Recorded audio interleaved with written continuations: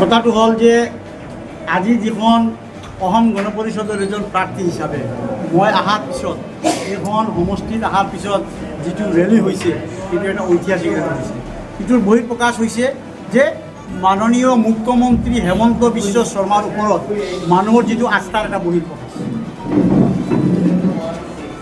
আজি আপুনি কি ভাবে যে আজি ইয়াতে যিটো তিনিগৰাকী আৰু প্ৰতিদ্বন্দ্বী আছে কি ভাবে আপোনালোকে গম পায় কোনোবা বেলেগ পাৰ্টিৰ পৰা জিকিলে যায় কি কৰে বিজেপিত জইন কৰে, চৰকাৰৰ লগত থাকিব লাগে। আৰু মানুহে কিবা এটা ভাল স্কোপ পাইছে যে গভৰ্ণমেণ্টৰ লগত থকা আজি মই 2015 পৰা গভৰ্ণমেণ্টৰ লগত থকা এজন মানুহৰ প্ৰাৰ্থী পাইছে, ইয়াৰ কাৰণে মানুহৰ কিমান উল্লাস। আপুনি আগত বিজেপি আছে ইতিমধ্যে এবিপিত আপুনি কাম কৰিলে আপোনাৰ মানে কেনেকুৱা লাগিব? শুনক কথাটো হ'ল কি গভৰ্ণমেণ্টৰ লগত কাম কৰিলে চবৰে ভাল লাগে আৰু ৰাইজেও জানে যে কোনোবা মানুহে যদি কংগ্ৰেছৰ পৰা জিকে MLA হয় সি কাম কৰিব নোৱাৰোঁ। তাৰ এটা জ্বলন্ত উদাহৰণ নৰ্থ কৰিমগঞ্জ যিটো আগৰ বদৰপুৰ আছিলে MLA আজিজ আহমেদ খান, গোটেই ডেভেলপমেণ্টে কাম কৰিছে আমাৰ সুব্ৰত ভট্টাচাৰ্য মহাশয়। আজি আপোনাৰ কাটিগড়ৰ কথা আপুনি ভাবক, কাটিগড়ৰ MLA কোন কলিজুদ্দিন মজুমদাৰ চাহেব, গোটেই কাম কমলাক্ষ কৰিছে।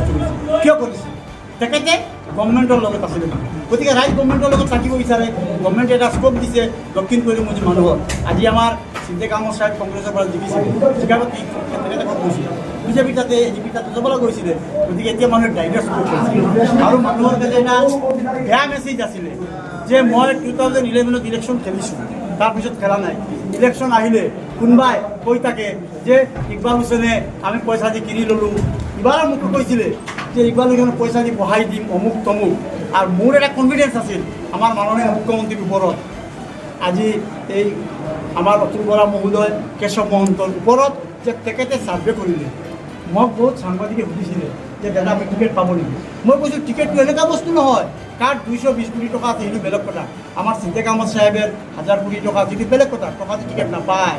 পাৰ্টিয়ে ছাৰ্ভে কৰিব, জনগণৰ পৰা মত ল'ব, IB ৰিপৰ্ট ল'ব, আমাৰ বিজেপিৰ মণ্ডল সভাপতিবিলাকৰ পৰা ৰিপৰ্ট ল'ব, জিলাৰ সভাপতিৰ পৰা টিকেট ল'ব, আমাৰ ডিষ্ট্ৰিক্টৰ মন্ত্ৰী যিজন স্থায়ী আছে দিয়ন্ত দাক সুধিব, তাৰপিছতে দলে টিকেট ল'ব। মোৰ আস্থা আছিলে, মই ৰাজ্যত যাওঁতে কৈছিলোঁ আপোনালোকে কাম কৰক সমষ্টিৰ টিকেটটো পাৰ্টিক আমাক দিব, আমাৰ বিশ্বাস আছিলে, পাইছোঁ। গতিকে আমি চবৰ ওপৰত আমি কাৰ লগত প্ৰতিদ্বন্দ্বিতা হ'ব বুলি ভাবে? প্ৰতিদ্বন্দ্বিতা বুলি কওক শুনক, আমি ভাবিছিলোঁ আগতে যে কংগ্ৰেছৰ লগত হ'ব পাৰে, কিন্তু মই যেতিয়া আজি আহিলোঁ, আহি সেইখিনি গম পালোঁ কংগ্ৰেছৰ আপোনাৰ কমকৈ 10জন মণ্ডল সভাপতি মোৰ লগত আছিলে। আজি সিহঁতে কৈছে কংগ্ৰেছে যিজন কেণ্ডিডেট দিছে তেখেতক কেণ্ডিডেট চিলেকশ্যনটো ভাল হোৱা নাই, কিবা কালাডুংগা বুলি কিবা এটা হেৰি ওলাই আছে, মই নাজানো আছিলোঁ, আজি গম পালোঁ। তাৰপিছত আমাৰ প্ৰাক্তন যিজন আমাৰ MLA চাহেব, আমাৰ আজিজ আহমেদ খান চাহেব, তেখেতে বোলে TMCৰ পৰা খেলিব, তেখেতক 5 বছৰ মানুহে টেষ্ট কৰি দিছে, মোকতো টেষ্ট কৰা নাই। মই কৈছোঁ অনলি ফৰ ওৱান টাইম আপোনালোকে এবাৰ মোক MLA বনাওক। MLA বস্তুটো কি মই দেখাইছোঁ, কাৰণ মই 18 বছৰ চাকৰি কৰি আহিছোঁ, মই অফিচিয়েল মেকানিজমবিলাক জানো আৰু কেনেকৈ ডেভেলপমেণ্ট কৰে সেইটো মই জানো। আজি আপোনালোকে কওক ইয়াতে এখন AC চলি আছে, আমি ইয়াতে প্ৰায় 5000 মানুহে যদি আমি ৱালত আমি এনেকুৱা মাৰি থাকোঁ যে AC চলিব নেকি? নচলিব, চুইচটো দিব লাগিব।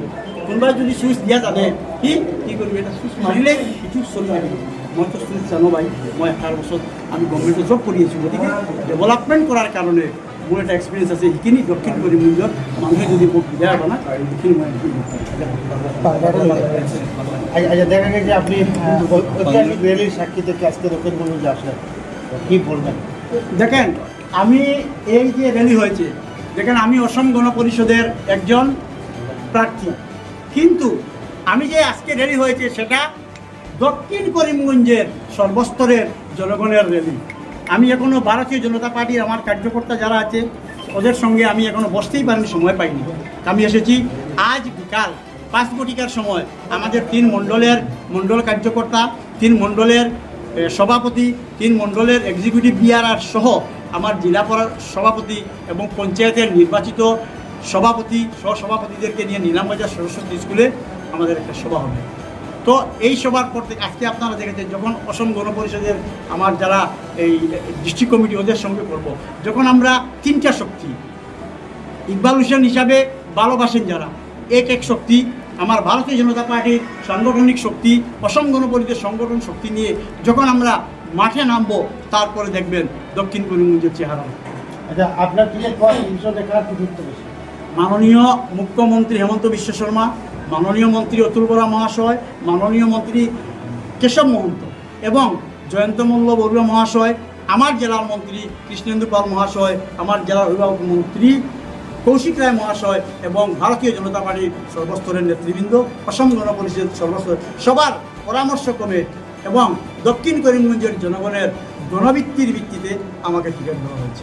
প্রাক্তন মন্ত্রীর একজন পুত্র রয়েছেন কংগ্রেস প্রার্থী, তো ওনারা বলছেন উনি নাকি হেভি পার্টি, কী বলবেন? দেখেন, আজকে সোশ্যাল মিডিয়ার যুগ, আগের আর সেই দিন নেই যে আজকে প্রাক্তন যিনি ছিলেন আমার পিতৃতুল্য মুক্তাদির চৌধুরী সাহেব এক সময় এসে বলতেন, এই এলাকার মানুষ আমার, আপনারা ভোট দিয়ে দিন। এক সময় এমন একটা স্লোগান ছিল, আমরা যখন ছোটো ছিলাম বলতেন, মুক্তাদির চৌধুরী সাহেবকে যদি ভোট দেওয়া না হয় তাহলে গ্রামের মুসলমান মানুষ লঙ্গি নিয়ে শহরে চলতে পারবে না, সেই ভয়তে ভোট দিত। আজকাল মানুষ কিন্তু সেই ভয় ভীতি নেই। আর তাছাড়া বহিরাগত প্রার্থীকে দক্ষিণ করিমগঞ্জের মানুষ ভোট দেবে না।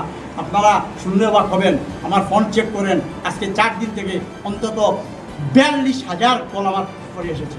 আর সবাই বলছে আমরা চাই ভূমিপুত্র, আমরা কংগ্রেস নয়, আমরা কংগ্রেসের যিনি প্রার্থী উনি বনমালীতে বসবেন। আর সেই চৌধুরী পরিবারের সেখানে বুট দিয়েছি, আমরা অনেকবার টেস্ট করেছি।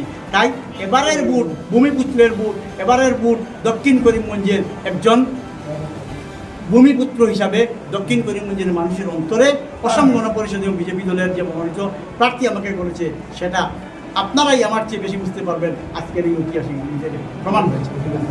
আপনার ব্যক্তিগত জিজ্ঞেস করতে চাই, আপনার ভূমিকা